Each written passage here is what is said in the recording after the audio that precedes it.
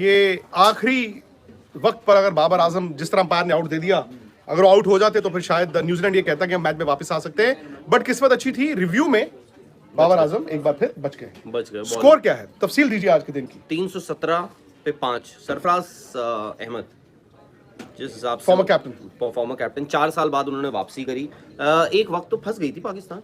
हाँ, उनके 3 आउट हो गए थे, दो आउट हुए पहले, उसके बाद तीसरा जब इमाम अपना विकेट फेंक कर चले गए थे और लोगों ने कहा कि बूम बूम बॉल आ रहा है। बूम बूम बॉल जो है वो ऐसा लग रहा था कि पाकिस्तान के ड्रेसिंग रूम में ही आज खलबली मच जाएगी, बट उसके बाद जिस तरह सरफराज ने आके बैटिंग की है, मतलब 100 मिस कर गए, लेकिन वो कहते हैं ना कि मतलब विंडिकेशन वाली बात है कि अरसे से मैं बाहर बैठा था, बात चल रही थी, एक लॉबी थी वहां पर जो कहती थी जी कराची के प्लेयर्स को खिलाया नहीं जाता, सिर्फ लाहौर के प्लेयरों को खिलाया जाता है।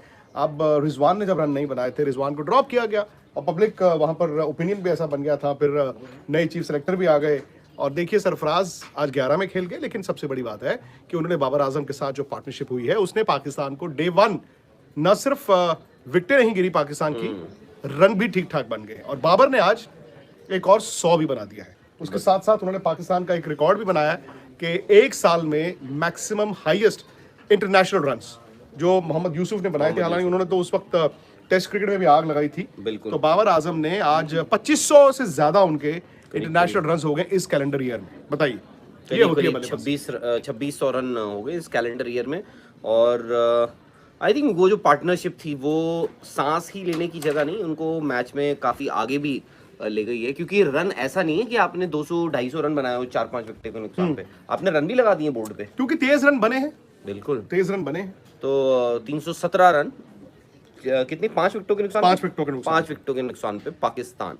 न्यूजीलैंड हालांकि देखिए जो पीछे इंग्लैंड कर गई, न्यूजीलैंड ने सोचा होगा कि हम भी कर ले, बट उनका ये था थोड़ा कुछ चीज़ें मिसिंग थी। बाबर आजम का तो यार कहना पड़ेगा। इनफैक्ट मैं देख रहा था कि टेस्ट क्रिकेट में भी पिछले 5 सालों में देखिए बाबर आजम भी कहाँ से कहाँ आए हैं। मतलब 34-36 उनकी टेस्ट एवरेज होती थी, आज उन्होंने 50 के पार चले गए। पर आप देखिए 161 पे खेल रहे हैं, 161, मतलब कल आके 10-15 मिनट ही खेलना है, फिर 200 उनका साफ है कल। बिल्कुल। और इस साल चौथा ये 100 है टेस्ट क्रिकेट का। इंटरनेशनल क्रिकेट में शायद उन्होंने 900 बनाए इस साल में, और टेस्ट क्रिकेट में इस साल 400 हैं।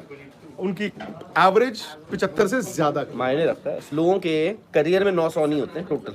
मतलब वाहिद ऐसे कप्तान होंगे जो जिस दिन 100 बनाते हैं उस दिन भी वहां पर उनकी तनकीद होती है, मेरे को लगता है।